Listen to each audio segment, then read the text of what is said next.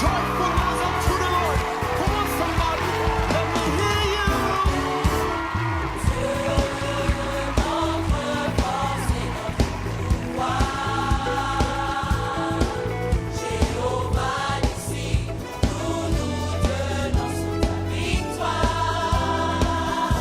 Au roi des rois.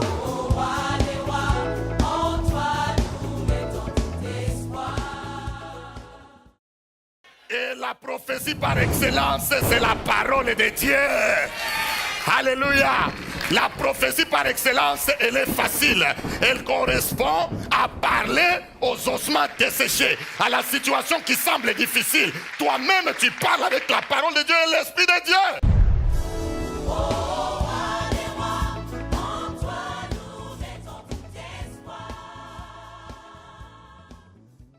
Amen.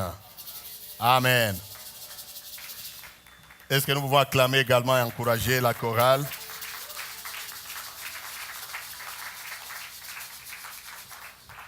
Gloire au Seigneur. Amen. Nous prenons sans plus tarder nos Bibles.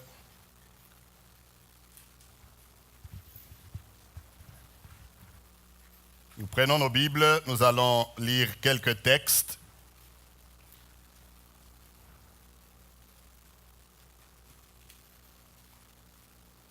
Nous lisons d'abord notre texte de base dans Luc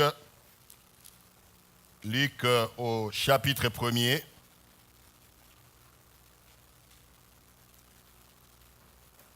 Luc 1, nous allons lire à partir du verset 67 et puis nous allons rentrer au premier chapitre, toujours, mais cette fois-là, à partir du verset 5, nous allons lire quelque chose. C'est un long chapitre, mais j'aimerais que nous puissions le lire un peu de cette manière.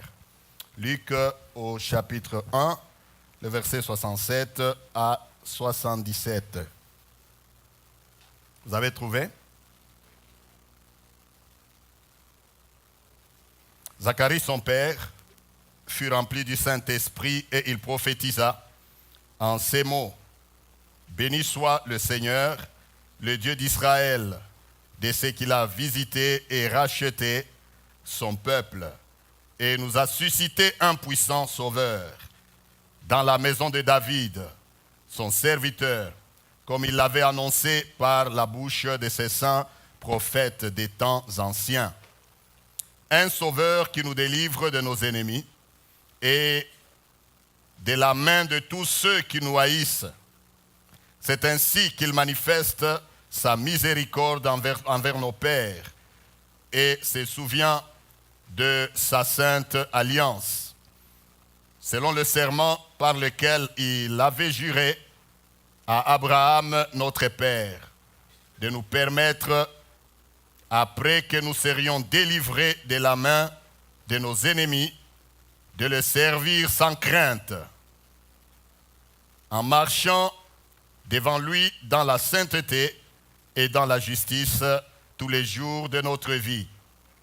Et toi, petit enfant, tu seras appelé prophète du Très-Haut, car tu marcheras devant la face du Seigneur pour préparer ses voies, afin de donner à son peuple la connaissance du salut par le pardon de ses péchés. Nous disons Amen. On dit que Zacharie prophétisa. Alléluia. Nous rentrons toujours au premier chapitre, au verset 5. Je vais lire jusqu'à un peu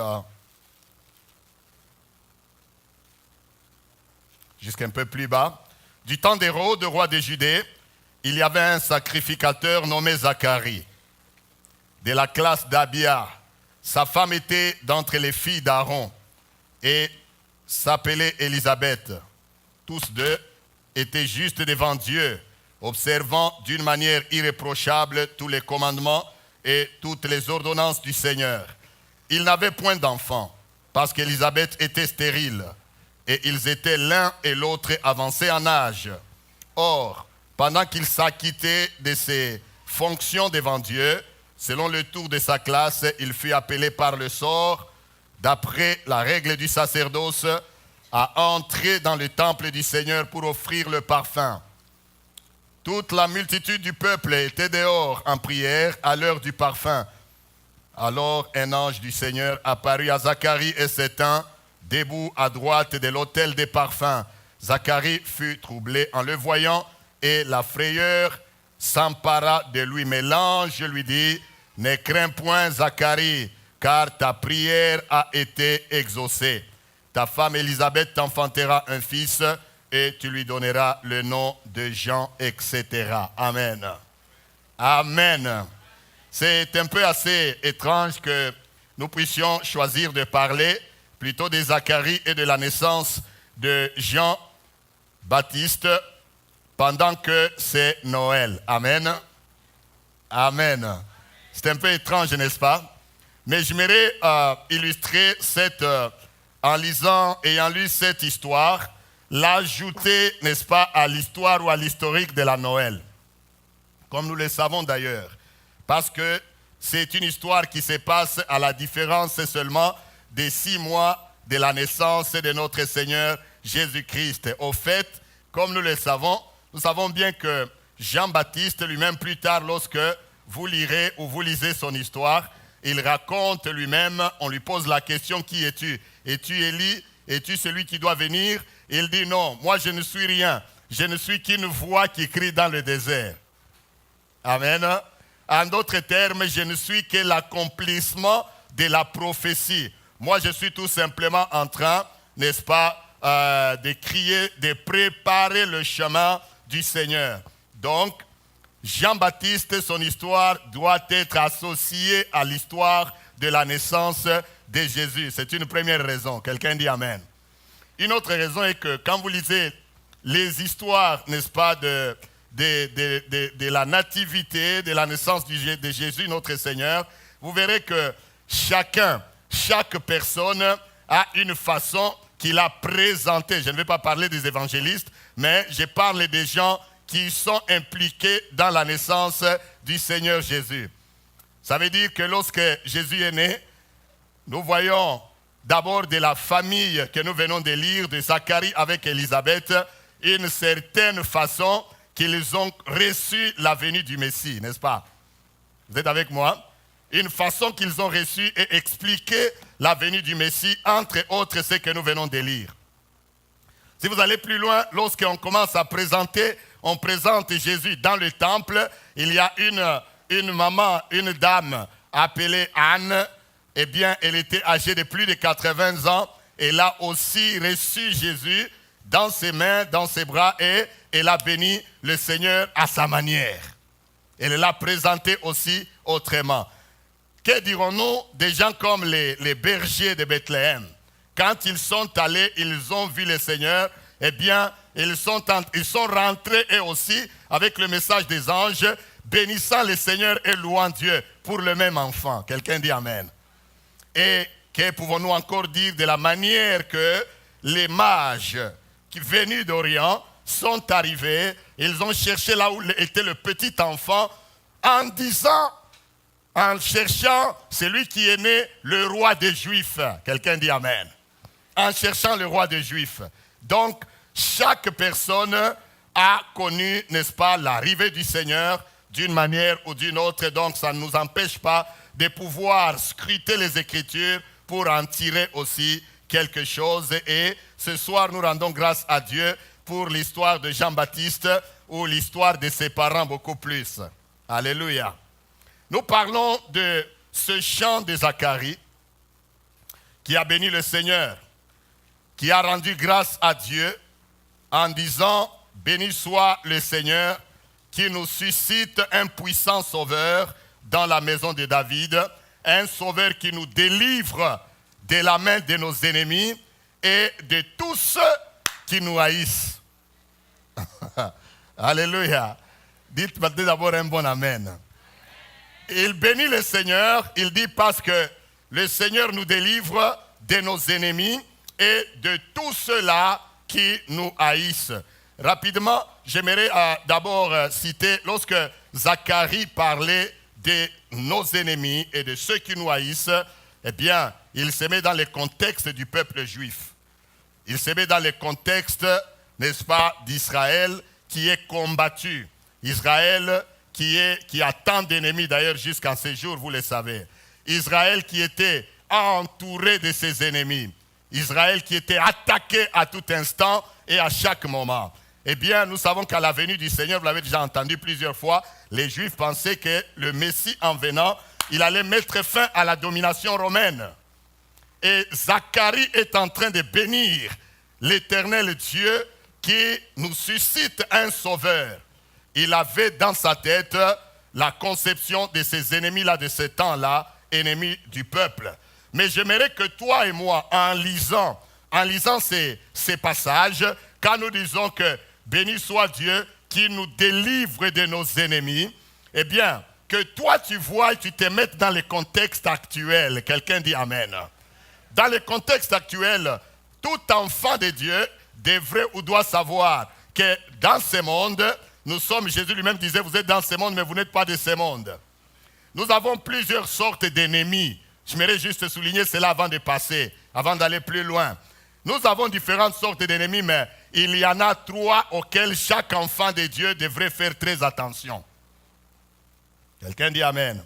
Dis d'abord 3 ennemis. Il y a 3 auxquels chaque enfant de Dieu devrait, quand tu lis la parole de Dieu, nous aujourd'hui, nous n'avons plus d'ennemis, les Philistins. Nous n'avons plus des ennemis, comme la parole de Dieu nous dit, les Égyptiens ou les Ammonites, ou je ne sais pas, tout ce que vous voulez là, les Jébusiens, etc. Alléluia.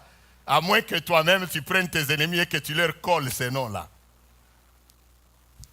Alléluia. Mais en réalité, il y a des ennemis qui entourent chaque enfant de Dieu. Et les 3 grands sont premièrement, j'aimerais juste te les souligner, te signaler, nous ne cesserons jamais de rappeler ces choses. Le premier grand ennemi, comme nous le savons, le plus grand adversaire, c'est le diable lui-même. Quelqu'un dit Amen. Le diable avec tous ses acolytes, avec tous ceux qui l'entourent, il travaille contre nous. Il travaille contre ta foi.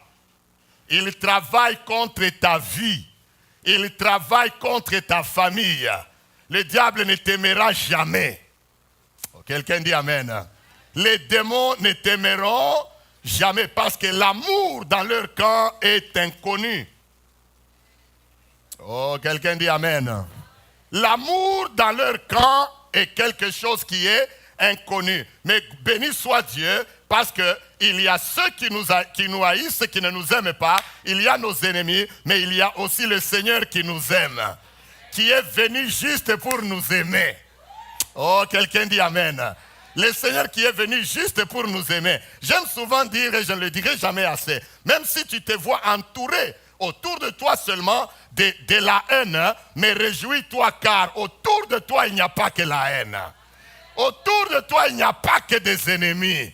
Autour de toi il y a aussi quelqu'un qui t'aime. Autour de toi il y a aussi quelqu'un qui est ton ami. Quelqu'un dit Amen. Oh, béni soit le nom du Seigneur.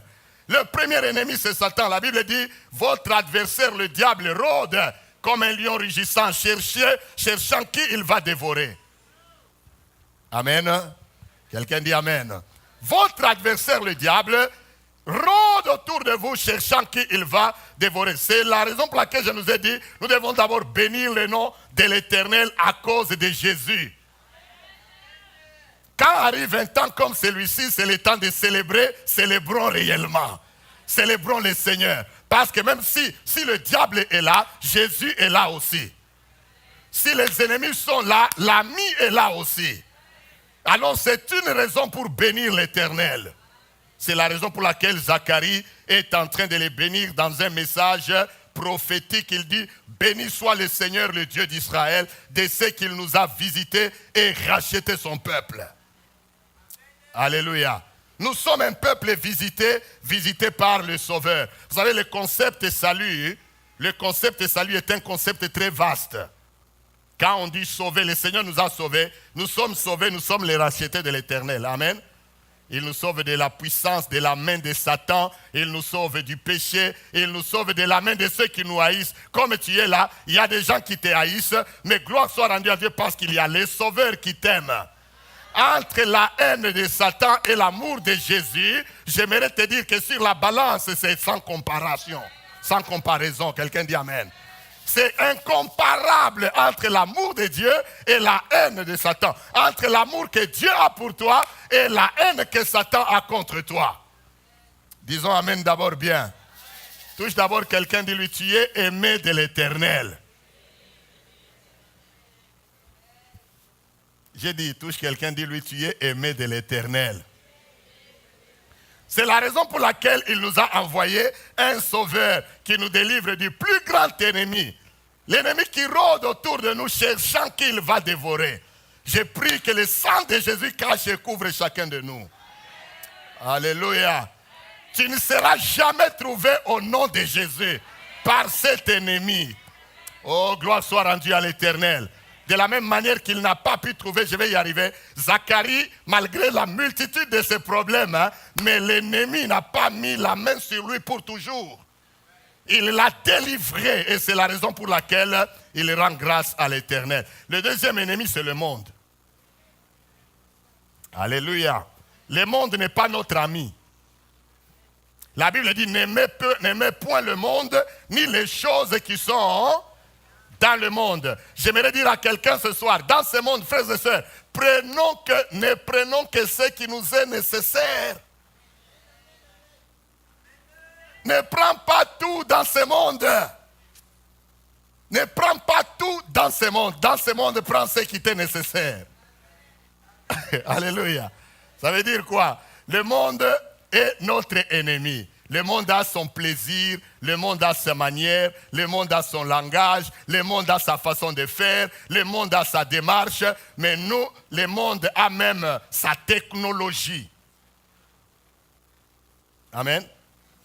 Oui, le monde a même sa technologie, qui est différente de la technologie du Seigneur. C'est vrai ou ce n'est pas vrai? La technologie du Seigneur est différente de celle du monde. Pour le moment, nous utilisons d'abord la technologie du monde. Mais ne nous accrochons pas à cette technologie. Recherchons spirituellement la technologie du Seigneur. Qu'est-ce que je veux dire par là? La technologie du monde, vous voyez, nous avons des choses avec lesquelles nous nous déplaçons. Mais le Seigneur n'avait pas nécessairement besoin de tout ça. Oh. Amen. Le Seigneur avait une technologie avancée et quand il décide d'utiliser sa technologie, il l'utilisait. Il marche sur l'eau. Ça, c'est sa technologie. Amen. Lui-même, quand il décide d'apparaître quelque part, il apparaît. On ne sait pas, il est arrivé ici. Comment? J'aimerais te dire et nous dire ce soir, le monde n'est pas notre ami. Jeunes gens, vous qui êtes ici, comprenez bien. Le Seigneur Jésus est venu nous dire et nous signaler que ce monde n'est pas notre ami.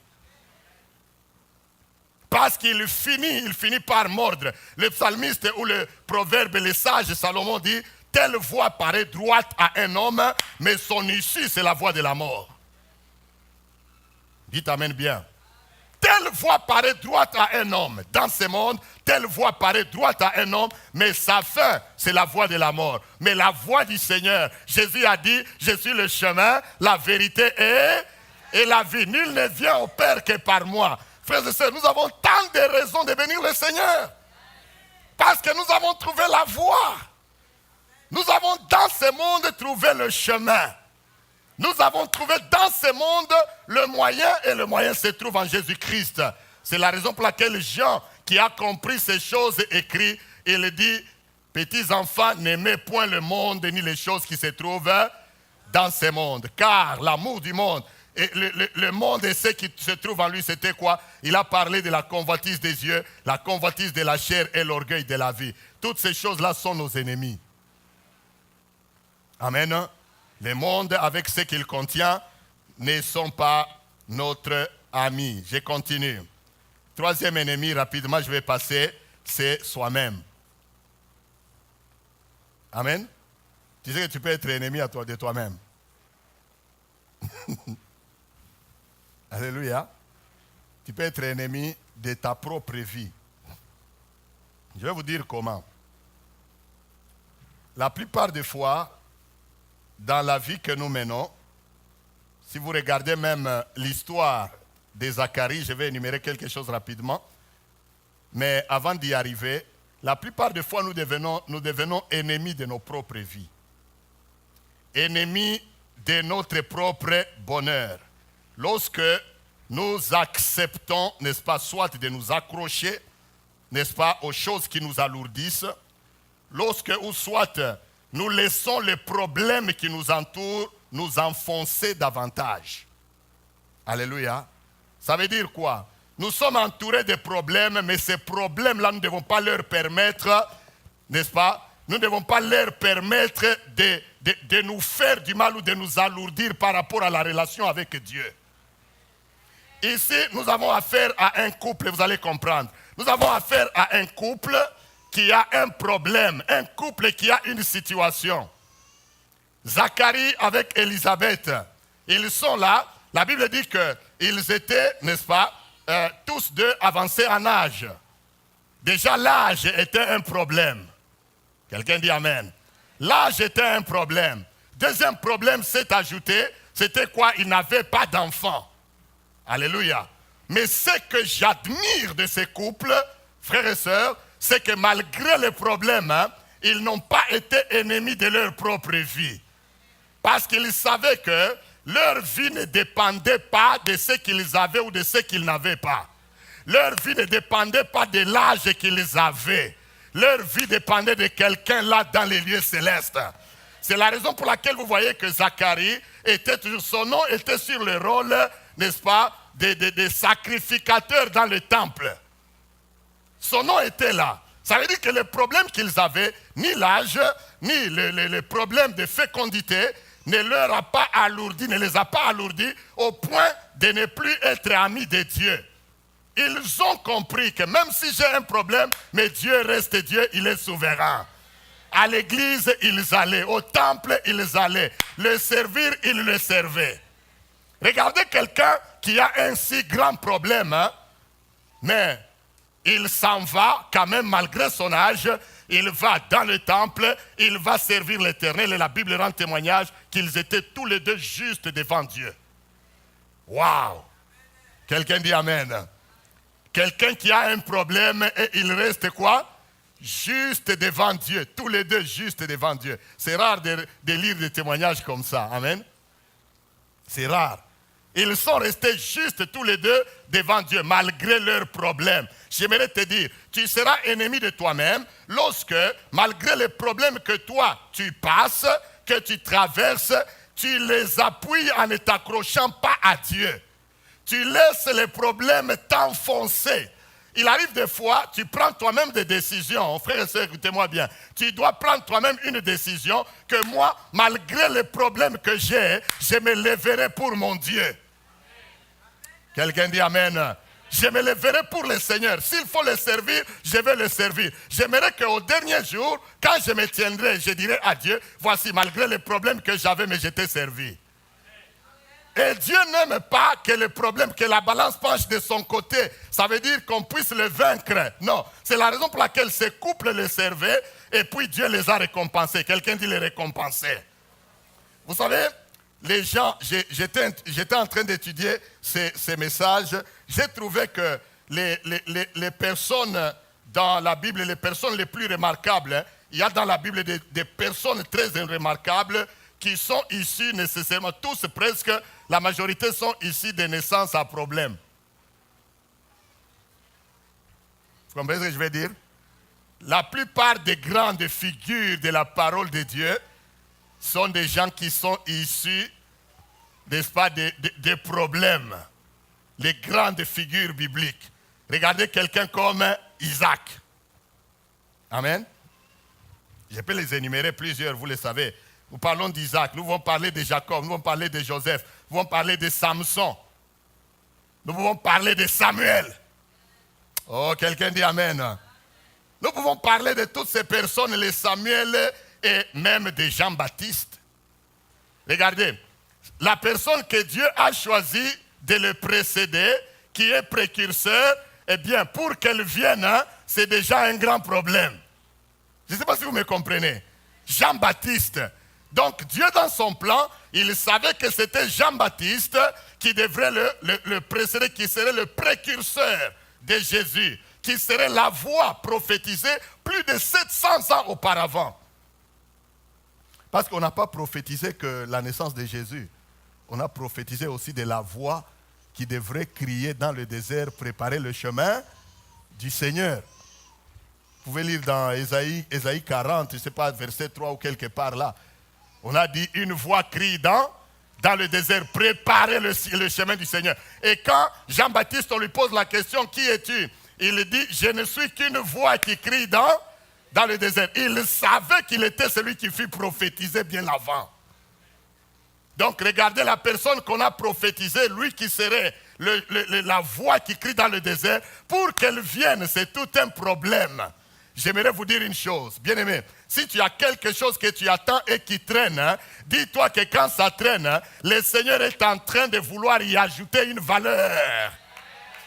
Je répète, quand tu as quelque chose et que ça traîne, ça ne traîne pas que ça ne viendra pas. Non, le Seigneur est en train de la forger et d'y ajouter une valeur. Parce qu'il veut que quand ça va venir, que ce soit quelque chose qui va étonner et qui va pousser que tout le monde va ouvrir les yeux là-dessus. C'est ça que Dieu aime. Oh, quelqu'un dit Amen. Regardez les personnes que je viens de citer ici.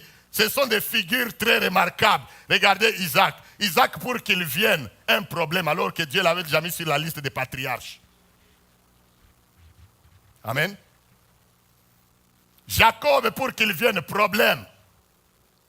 Son père Isaac, vous savez, les familles comme les familles d'Abraham. Abraham, il donne naissance à Isaac. Isaac donne naissance à Jacob. Et puis Jacob donne naissance aux 12 tribus. Amen. Donc, si nous voulons aller dans un concept de délivrance, nous allons dire que et Abraham et Isaac, les deux là, le patriarche devrait passer, leur lignée devrait passer par la délivrance. Amen. Et même Jacob lui-même, parce que de la femme qu'il aimait, eh bien, elle n'a eu d'enfant que longtemps après, qui est Joseph. Vous me suivez? Joseph qui est né de qui? De Rachel. Amen.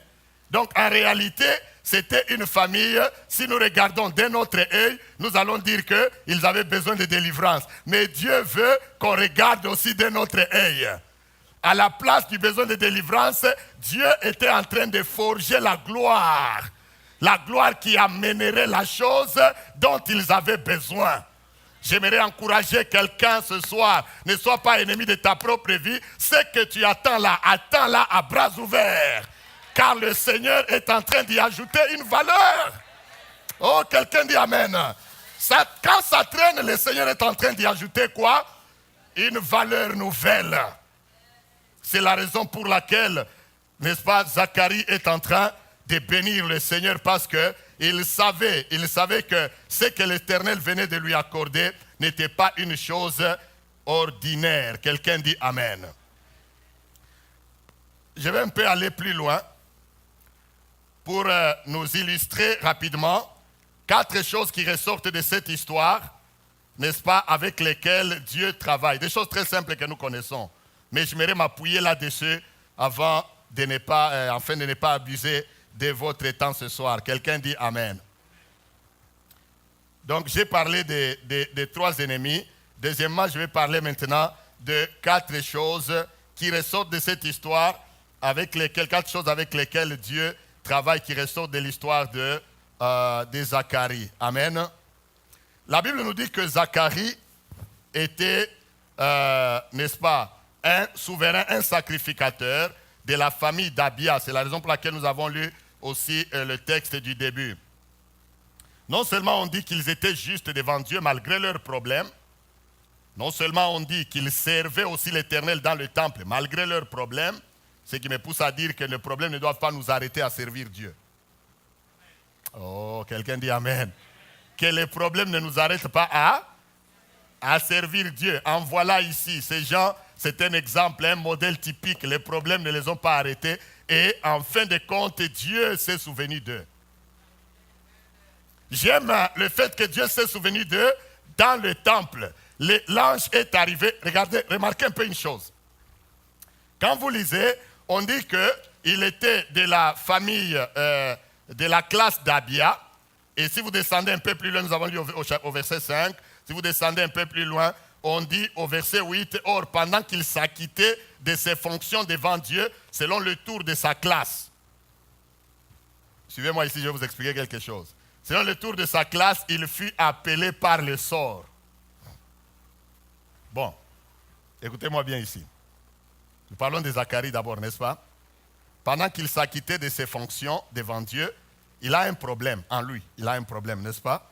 Quel problème? Âge. Quel autre problème? Pas d'enfant. Et même, je dirais même ici, pendant qu'il est dans le temple, il y a même un troisième problème va s'ajouter. Amen. Âge, pas d'enfant. Et puis, vous savez, quand il a discuté juste un peu avec l'ange, pas muet. L'ange l'a mis dans mute. Pendant plus de 9 mois. Amen. Vous savez l'histoire, n'est-ce pas? Mais ce que je veux dire ici, c'est quoi? C'est qu'il était de la classe d'Abia. La Bible nous montre ici qu'il y avait 24 classes de sacrificateurs. Nous sommes à la fin du temps des offrandes selon les sacrificateurs de Moïse, n'est-ce pas? Lévitique. Donc, 24 divisé par 12, 12 mois, égale combien? 2. Ça veut dire chaque classe passait, chaque famille passait au moins combien de fois? 2 fois l'an. Ils sont nombreux, des sacrificateurs pour le sacerdoce. Ils sont nombreux. Chaque classe a je ne sais pas quel nombre de sacrificateurs. Première classe, deuxième classe, troisième classe, quatrième classe. Eux, ils étaient la 8e classe, jusqu'à 24. Donc, si vous passez dans les 6 premiers mois, vous devez passer une fois. Et dans les une fois là, on doit choisir parmi beaucoup de sacrificateurs celui qui doit entrer pour présenter l'offrande là-dedans. Je ne sais pas si vous me comprenez. Il y a plusieurs classes et dans chaque classe, il y a plusieurs sacrificateurs. Et vous devez passer seulement 2 fois l'an. Mais regardez que la Bible nous dit ici qu'il fut appelé par le sort, lui Zacharie. Qu'est-ce que cela veut dire? Ça veut dire que plusieurs sacrificateurs, ils ont jeté le sort. Qui va entrer dans les lieux très saints pour aller présenter l'offrande? Le sort est tombé sur qui? Zacharie. Ça, ce n'est pas un fait de hasard. Alléluia. Le sort est tombé sur Zacharie. Zacharie qui a un problème. Le fait qu'il a un problème, il est quand même là. Mais ce que j'aimerais illustrer ici, le fait que le sort est tombé sur lui, ce n'est pas un fait de hasard. Parce que le sort, ce n'était pas nécessairement le Saint-Esprit qui parlait. Je vais vous donner un exemple du sort. Le sort, par exemple, nous prenons une monnaie, n'est-ce pas? Je ne sais pas ce que les Juifs faisaient, mais le sort, c'est un exemple que je donne. On prend une monnaie, on dit que bon, toi tu prends le côté du roi, et moi je prends le côté, c'est pas de quoi? De l'armoirie ou des fleurs. Et on fait tomber, quand ça tombe sur ton côté, donc c'est toi. C'est toi qui dois passer. C'est un peu ça. Ils ont jeté les sorts, même pour choisir vous savez, pour choisir même quand Judas est mort, pour choisir le 12e, celui qui devait le remplacer, et ils l'ont choisi aussi par la même méthode. Je ne dis pas que c'est la méthode de la monnaie, non, ça je donne un exemple. Vous me comprenez? Oui, voilà, ça c'est un exemple. J'ai bien dit que je ne sais pas comment ils procédaient pour choisir la personne, mais du moins, quelque chose au sort, c'est un peu ça. Même le disciple, on l'a choisi le 12e là, par le sort. Donc, c'est un fait de hasard au fait. Mais ici, remarquez, ça tombe sur qui? Sur Zacharie, pour qu'il aille présenter l'offrande. C'est pendant qu'il est entré, il est en train de présenter l'offrande, que l'ange lui fait quoi? L'ange lui apparut. Est-ce que vous êtes avec moi? Donc, même ce qui venait de se passer là, le sort qui venait de tomber sur lui, sur la 8e classe composée de plusieurs sacrificateurs, ce n'était pas un fait de hasard. Il y avait la main de l'Éternel. J'aimerais dire à quelqu'un ce soir, bien aimé, quand tu es juste et droit devant Dieu, dans tout ce que tu fais, même ce que les hommes peuvent penser un hasard, Dieu va s'arranger pour y mettre sa main, pour que ça tombe sur toi et que toi tu en bénéficies. Quelqu'un dit amen bien. Oh, et il pensait que c'était un fait de hasard. Le sort est tombé sur Zacharie. Mais Dieu avait son plan là-dessus. C'est quand Zacharie est entré dans le temple que l'ange est venu lui parler. Vous connaissez l'histoire, n'est-ce pas? Bien aimé, Dans les 4 choses que j'aimerais souligner, la première des choses, il y a l'offrande du parfum, qui est pour nous l'image de la prière. Dieu ne nous délivre pas que de nos ennemis, mais c'est aussi un moyen par lequel Dieu nous délivre de nos ennemis. L'offrande du parfum illustre la prière. Dites amen bien. L'offrande du parfum illustre, n'est-ce pas, la prière. Appelez au sort pour aller présenter l'offrande. Bien aimé, ces choses, les choses de parler de l'offrande du parfum, Dieu les a instituées pour que ça nous serve nous aujourd'hui, bien que les choses changent. Nous aujourd'hui, nous n'offrons plus de parfums. Nous aujourd'hui, nos parfums, la Bible dit, ce sont nos prières. J'aimerais dire à quelqu'un, ne négligeons pas la prière dans notre vie, même si nous sommes alourdis par des problèmes. Même si j'ai passé toute l'année, je n'ai rien vu. Amen. Mais je prierai toujours. J'ai dit que je prierai toujours. Parce que je ne sais pas, je nous avais donné ici l'illustration d'un monsieur qui creusait le diamant. C'était un bonhomme là, certains vont se souvenir, je n'ai pas envie qu'on nous montre ça. Un petit bonhomme qui creusait le diamant, n'est-ce pas? C'est juste à la dernière pioche qu'il s'est fatigué, il a abandonné. Tu ne sais pas, ta prière là, c'est peut-être la dernière pioche. Amen. Tu ne sais pas, peut-être ta série de prières là de jeûne, c'est ça ta dernière pioche, comme ici dans le cas, n'est-ce pas, de Zacharie. La prière qu'il présentait ce jour-là était sa dernière coup de pioche. Son dernier coup de pioche. Quelqu'un dit amen. Vous êtes avec moi? Oui. Donc c'est quand il est allé présenter cette offrande-là, tu ne sais pas laquelle va décanter la situation. C'est la raison pour laquelle la Bible nous dit prier sans cesse.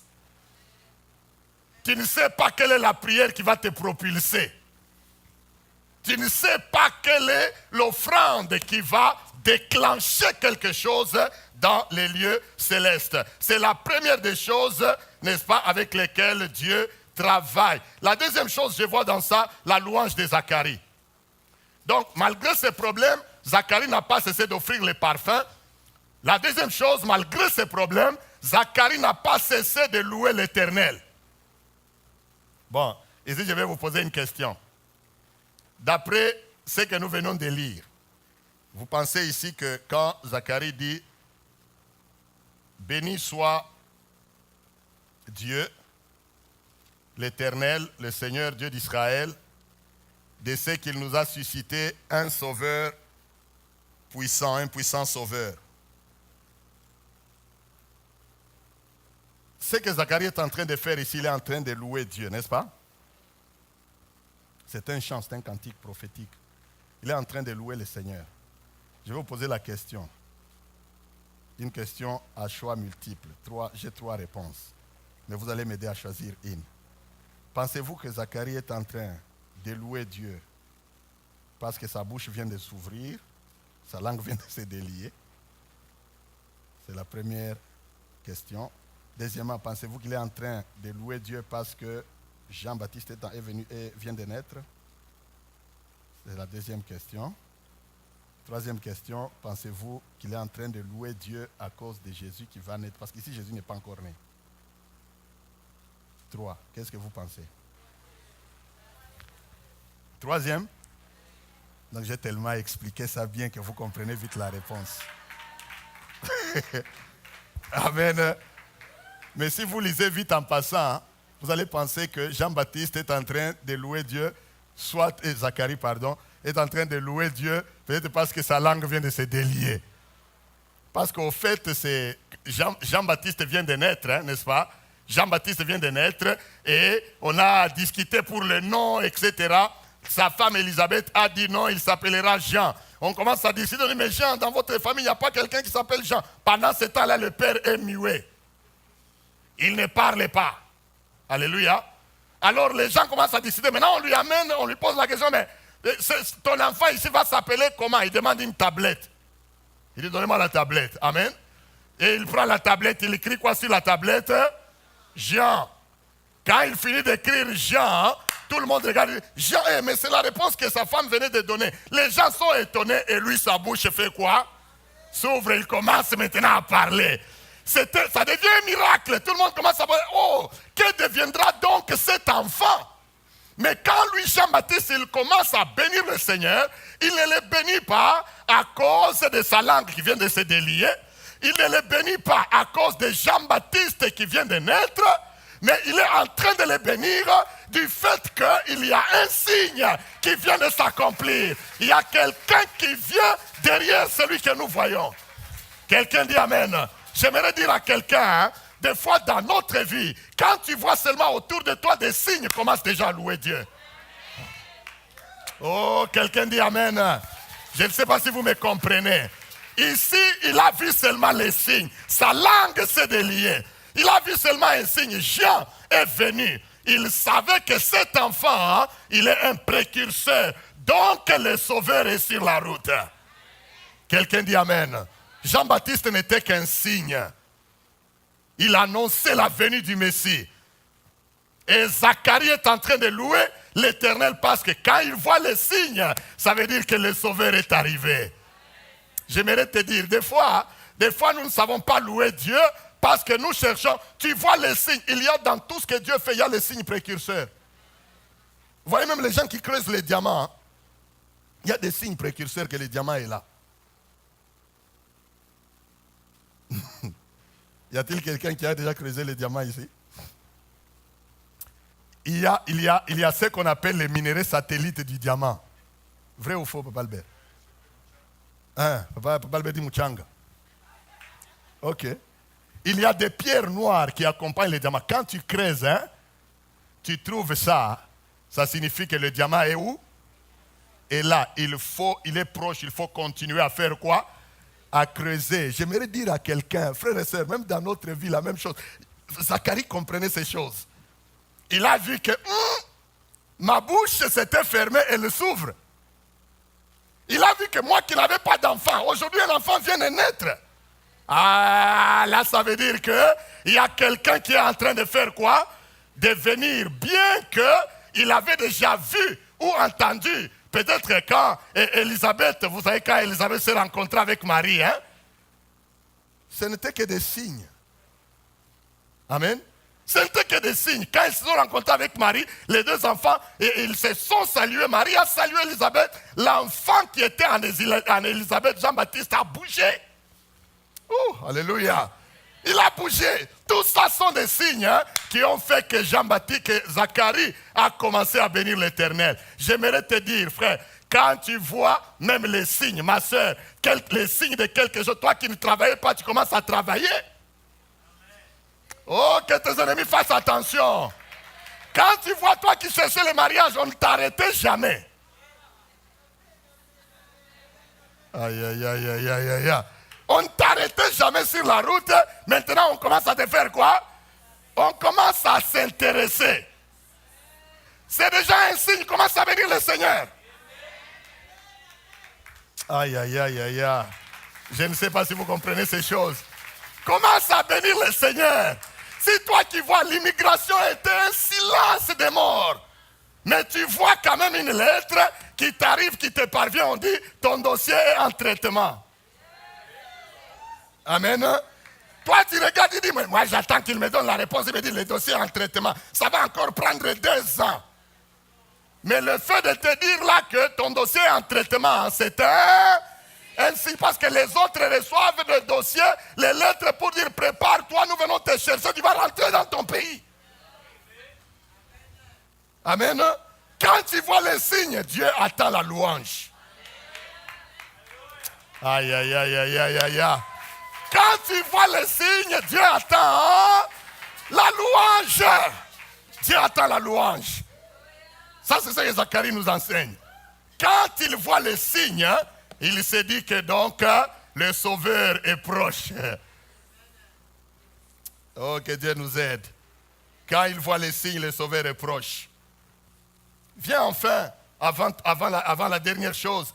Tout ça sont les choses qui ressortent de cette histoire et avec lesquelles Dieu travaille. Dieu travaille avec l'offrande de parfum. Dieu travaille avec la louange quand nous voyons les signes. Troisièmement, Dieu travaille avec le témoignage.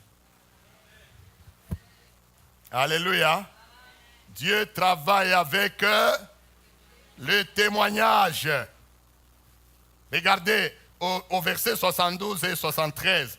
Zacharie dit, c'est ainsi qu'il manifeste, Dieu manifeste sa miséricorde envers nos pères. Là, il parle, les pères ne sont même pas là, ne sont plus là. Amen.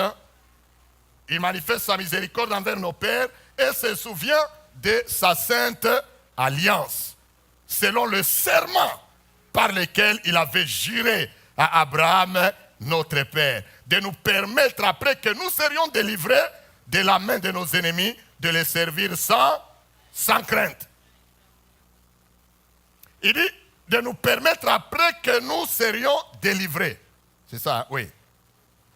De nous permettre, après que nous serions délivrés. Ça veut dire que, en d'autres termes, Zacharie est en train même déjà de témoigner avant la délivrance. Amen. Il est en train de témoigner avant la délivrance. Il rentre dans l'alliance faite à Abraham, leur père. Alléluia. Combien de fois nous oublions même d'où Dieu nous a tirés. Des fois nous oublions même les choses que Dieu a promises il y a longtemps. Parce que des fois nous n'y croyons pas ou nous n'y croyons plus. J'aimerais te dire, si tu as une promesse, témoigne la grandeur de Dieu. Vous savez, si nous sommes un peuple qui aime témoigner Dieu, Dieu va commencer à faire de grandes choses. Mais si nous n'aimons pas témoigner, parce que vous savez, Dieu aime que nous disions ce qu'il a fait, afin qu'il fasse davantage. Mais si nous ne disons rien, donc ça veut dire que peut-être nous croyons quelque part que non, donc c'est nous qui avons fait. Amen. Si Dieu te bénit miraculeusement, tu as un travail. Écoutez un peu. Merci Saint-Esprit.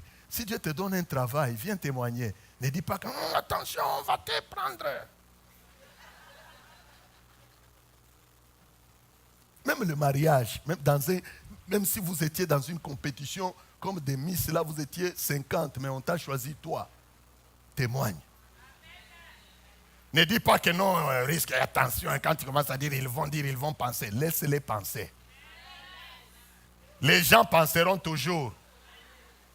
Amen. Toi, quand tu dois dire ce que Dieu a fait, dis-le. Témoigne. Quelqu'un dit Amen. Témoigne. Ne dis pas que non, on va dire, on va penser. Non, Dieu t'a délivré, témoigne. Sinon, ça va ressortir comme si c'est ta force qui t'a délivré. Il y a des gens, Dieu les a tirés des grandes situations du péché. Amen. Moi, il y a quelques années, ici, j'avais témoigné ici un certain 31 décembre. Ici, j'ai témoigné la grandeur de Dieu. Dieu m'avait guéri, ma femme connaît. À un certain moment, j'avais commencé à avoir un problème avec le bras ici. Le bras ici commençait à me faire très mal. Il y a, je crois, plus de 5 ans en arrière. Là. Donc, si, même en dormant, vous savez, souvent nous dormons, tu dors comme ça, non? Ce n'est pas que tu es triste, mais tu dors seulement comme ça. Tu commences à sentir le bras ici directement, il fait mal. Même si tu es assis, je suis assis seulement dans la chaise comme ça, tu sens le bras et ici, dans les jointures ici et là-bas, ça faisait très mal. Je dis, mais qu'est-ce qui est en train de m'arriver? Donc, le bras ici commençait à vouloir seulement que je l'allonge. S'il est seulement allongé comme ça, là, ça va. Tu fais seulement comme ça, là, même 2 secondes après, il commence à faire mal. J'ai commencé à prier. Seigneur, guéris-moi. C'est quoi ça? Je ne vais pas aller chez les médecins de peur qu'ils n'aillent commencer à spéculer ou trouver des choses que je ne sais pas quoi. À l'époque, il y a eu, Dieu avait fait grâce, un jour, un dimanche là, pendant le un ami pasteur m'a appelé que non, j'ai un frère là qui vient du Québec, il peut passer aussi vous bénir. J'ai dit qu'il vienne. Je crois que certains parmi nous se rappellent. Il y avait un couple blanc qui était venu du Québec là, il y a des années en arrière. Ils sont venus. L'apôtre qui, je crois, Poulain. Ils sont venus là, ils ont prêché. Et puis, il a commencé à prier pour les malades. Il prie. À un certain moment, il dit, il y a quelqu'un qui a un problème de bras. Dieu est en train de te guérir. J'ai dit, c'est moi. Amen. Mais oui, vous voulez que je dise que c'est qui? Que j'entende d'abord, bon, est-ce qu'il n'y a pas quelqu'un qui a un problème de bras ici? Ah, donc c'est moi. Non, C'est moi. Même s'il y en a quelqu'un d'autre, lui aussi, s'il a l'enfant, il dit que c'est lui. C'est lui. Moi aussi, c'est moi. Même si nous sommes 10, hein, c'est nous. Vous pouvez être 10, mais Dieu voit. Parce que nous ne vous représentons rien devant Dieu. Même si vous êtes 10, mais Dieu voit que bon, j'ai guéri le bras. Frère, je vous dis, depuis ce jour-là, il a prié, il a confirmé. Je l'avais témoigné ici un certain 31 décembre. Amen. Les témoignages, il n'y en a pas de peu, il n'y en a pas de petit. Jean-Baptiste ici, Zacharie est en train de témoigner. Amen. Il témoigne que ce que Dieu avait promis dans les temps anciens là, c'est arrivé. Alléluia. Alors qu'il témoigne, c'est seulement les signes qui est arrivé jusque-là. Je ne sais pas si vous me comprenez. Pendant qu'il témoigne, c'est seulement les signes qui est arrivé, mais le grand sauveur lui-même, il est encore dans le sein maternel. Il ne sait même pas encore à quoi il va ressembler. Je ne vais pas abuser de votre temps. La quatrième chose, c'est la prophétie elle-même. Amen. Dieu travaille avec ces 4 choses. L'offrande du parfum, notre louange, notre témoignage et la prophétie. Amen. Vous voyez maintenant, à la fin, Zacharie est en train de parler maintenant à Jean-Baptiste. Si vous n'étiez pas d'accord avec ce que je disais tout à l'heure là, lisez le verset 76. Tout ce qui vient ici, Jean-Baptiste le disait, c'était en fonction du Sauveur, du Messie. Ce n'est qu'au verset 76 maintenant qu'il s'adresse au petit enfant. Vous l'avez vu? Ce n'est qu'au verset 76 maintenant qu'il s'adresse et dit, et toi, petit enfant, tu seras appelé prophète du Très-Haut, car tu marcheras devant sa face, devant la face du Seigneur pour préparer ses voies. Là, même si Dieu n'avait pas prévu que ce soit Jean-Baptiste, parce qu'il le prophétise, il le lui dit, il approuve, il accepte, Dieu le laisse faire. Amen. Amen.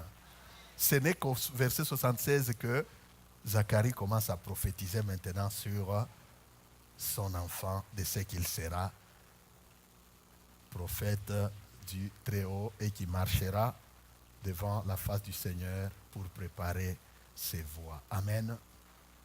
Nous sommes entourés des ennemis, Satan, le monde, des fois nous-mêmes, mais dans tout cela, nous devons continuer à servir le Seigneur. Amen. C'est en le servant que Dieu a trouvé Zacharie, même si on l'avait choisi par hasard, mais c'était son jour. Alléluia. Et précédé de ces 4 choses, Dieu s'est glorifié. Je m'arrête là pour ce soir. Amen. Make a joyful noise unto the Lord. Come on, somebody. Let me hear you.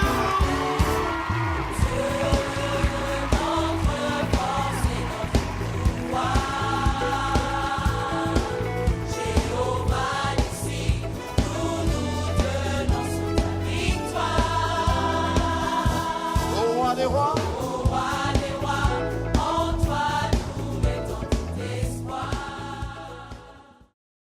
Et la prophétie par excellence, c'est la parole de Dieu. Alléluia. La prophétie par excellence, elle est facile. Elle correspond à parler aux ossements desséchés, à la situation qui semble difficile. Toi-même, tu parles avec la parole de Dieu et l'Esprit de Dieu.